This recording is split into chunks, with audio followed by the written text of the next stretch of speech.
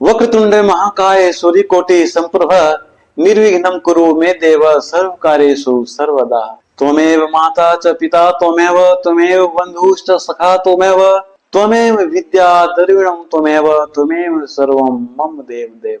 हे प्रभु, ज्ञानहीन, कर्महीन और भक्तिहीन होने के बावजूद आपके कथा का रसास्वादन खुद करते हुए और आपके भक्तों तक आपके कथा का रसास्वादन पहुंचाने हेतु धर्म पथ पे हूं। कृपया अपनी कृपा सभी भक्तों पे बनाए रखना। जय श्री राम। जब श्री राम का वन जाने का समाचार रानी कौशल्या को पता चलता है तो कौशल्या अपने पूजा गृह में ही अचेतावस्था में आ जाती है। श्री राम उठाते हैं और साहस दिलाते हैं कि मां, एक क्षत्रिय की माता का ये पहचान नहीं है। एक क्षत्रिय की माता का हृदय तो मजबूत होना चाहिए। वो ममता में भी अमीर है और साहस में भी अमीर है। आप इस तरह से अचेता अवस्था में क्यों आ जा रही हैं? माता कौशल्या कहती है कि शायद मेरे नसीब में अपने पुत्र का बचपन का प्यार लिखा हुआ नहीं था, तो मैंने सोचा कि चलो बड़ा होकर मुझे बहू का प्यार मिलेगा, बुढ़ापे का सहारा मिलेगा। लेकिन अब लगता है कि शायद मेरे नसीब में निसंतान जैसी परिस्थिति ही लिखी हुई है। संतान होते हुए भी संतान सुख नहीं प्राप्त करने का ही लिखा हुआ है। सोचिए, क्या वो सौभाग्य है एक रानी का, पुत्र होते हुए पुत्र सुख ना प्राप्त करना। इससे तो अच्छा है कि संतान का ही ना होना। बहुत साहस देने के बाद कौशल्या हिम्मत रखती हैं और एक जानना चाहती है कि रातों रात ऐसे क्या हो गया कि राजा तुम्हें खुद 14 वर्ष के वनवास देने की बात कर रहे हैं। कई के पूछने पर श्री राम बताते हैं कि माता, ये 12 वर्ष का वनवास मुझे अभी जाना है और यह आदेश पिता का नहीं है, यह आदेश एक माता का ही है। भला आप एक माता का आदेश एक माता होकर कैसे काट सकती हैं? और आप मेरे साथ वनवास नहीं जा सकती, क्योंकि एक स्त्री के लिए सब कुछ उसका पति होता है। अपने पति की सेवा करना ही उसके लिए सब कुछ होता है। अब वनवास तो मुझे मिला है, एक माता का आदेश है। माता के आदेश पर पिता का आदेश है, तो मैं तो अपने माता पिता का, आपका आदेश का पालन कर रहा हूं, इसलिए आपको नहीं जाना है। इतने ही में लक्ष्मण वहां पहुंच जाता है। काफी गुस्से में रहता है वो। बहुत समझाने के बाद वो मानता नहीं।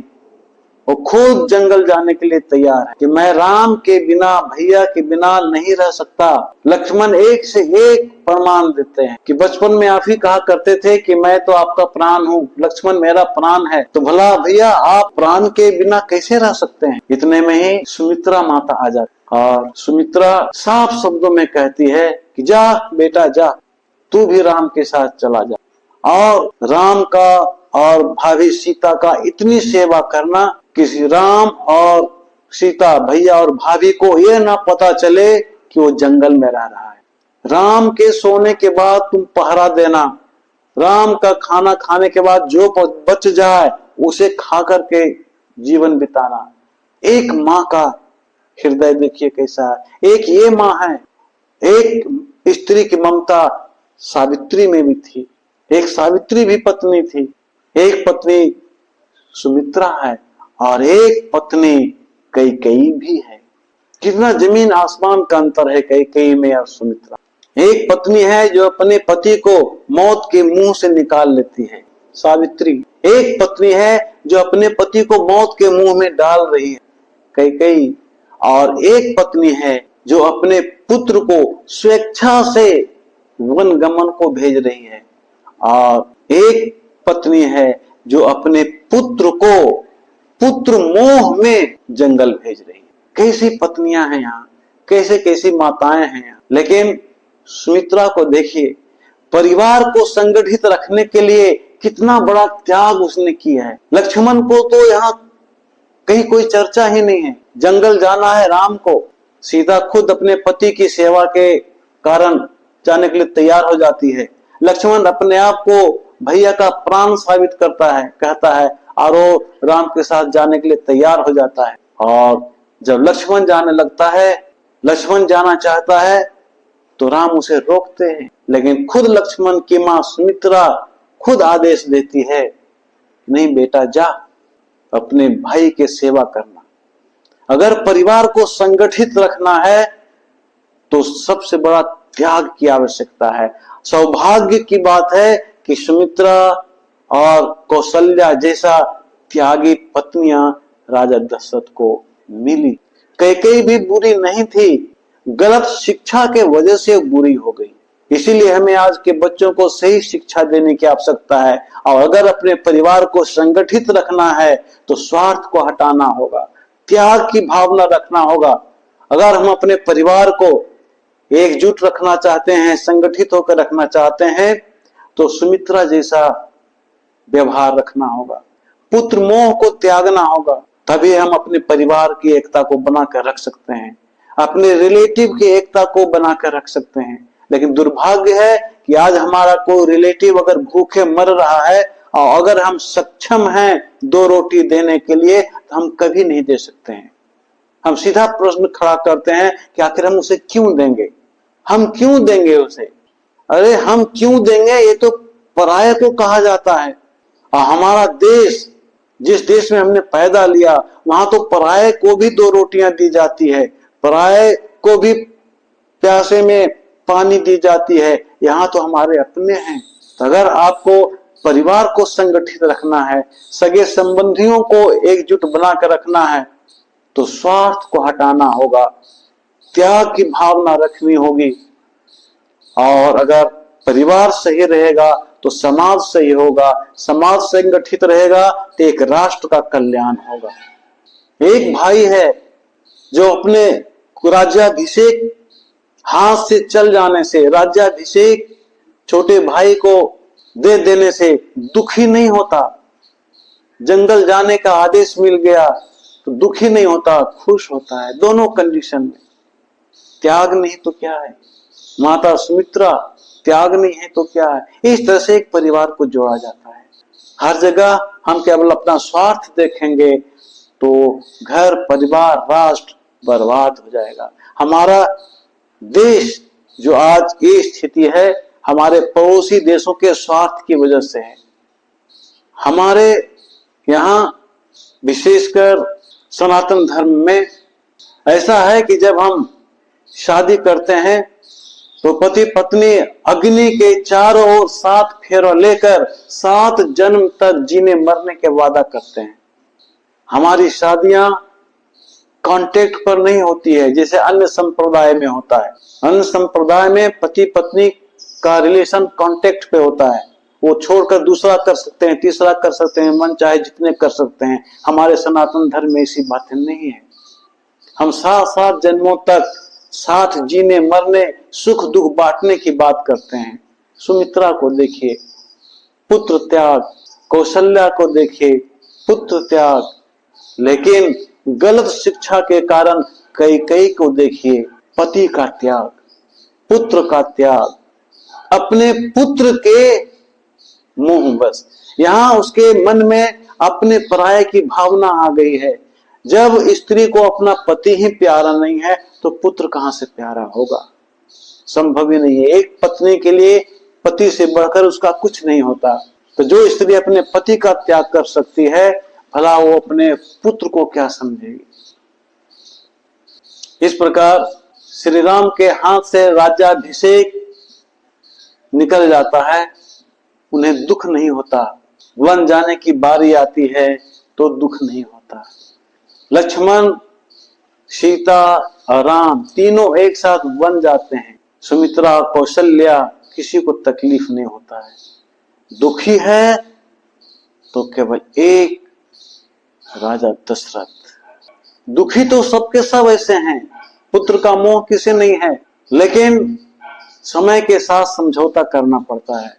श्री राम एक ज्ञानी विद्वान थे, उन्होंने अपनी माता को प्रेम पूर्वक समझाया है और कौशल्या जैसी मां वो मान गई। इस प्रकार राम, लक्ष्मण और सीता जब वनवास की ओर महल से निकलते हैं तो आयुष्मान राजा दशरथ के आदेश से रथ तैयार कर कुछ दूर तक छोड़ने का आदेश पाकर रथ लेकर चलते हैं।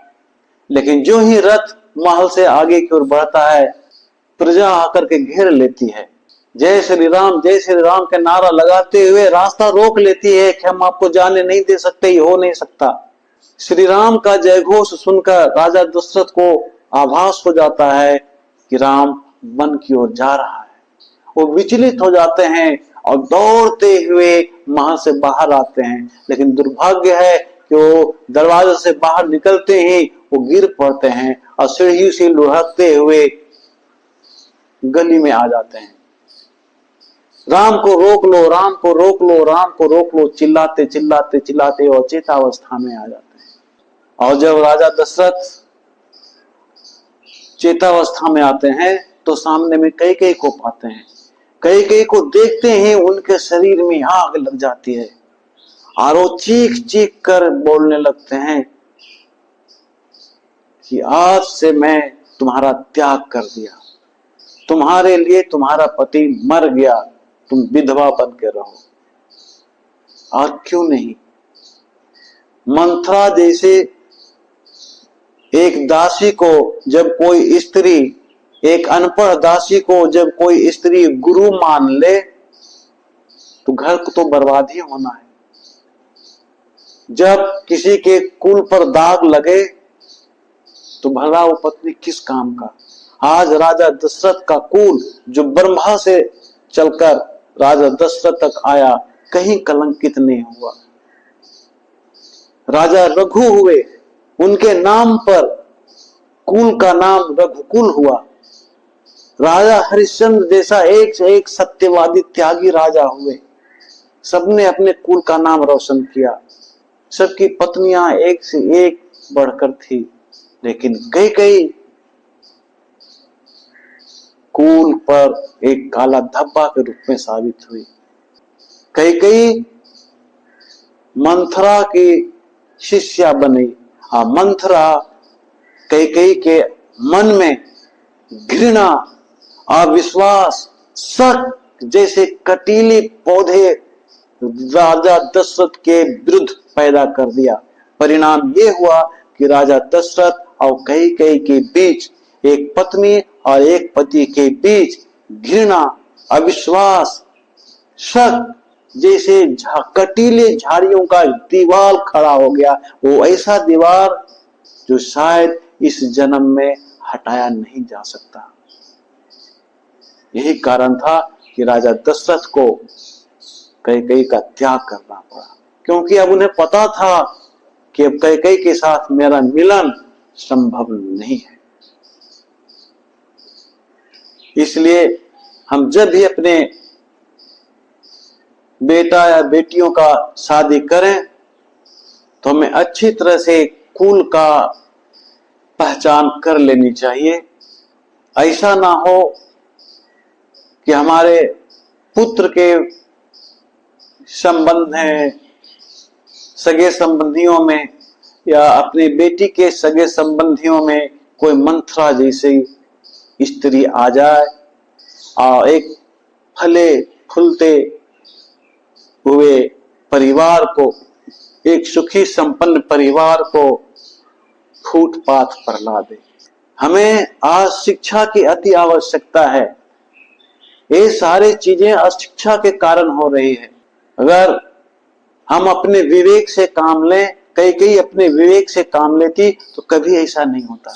विवेक की कमी थी कैकेयी में, इसलिए हमें अपने बच्चों को उचित शिक्षा देकर अच्छे विवेक से काम लेने के लिए प्रेरित करना चाहिए। आज का विश्राम हम यहीं पे लेंगे, लेकिन अंत में तो बोलना पड़ेगा, जय श्री राम।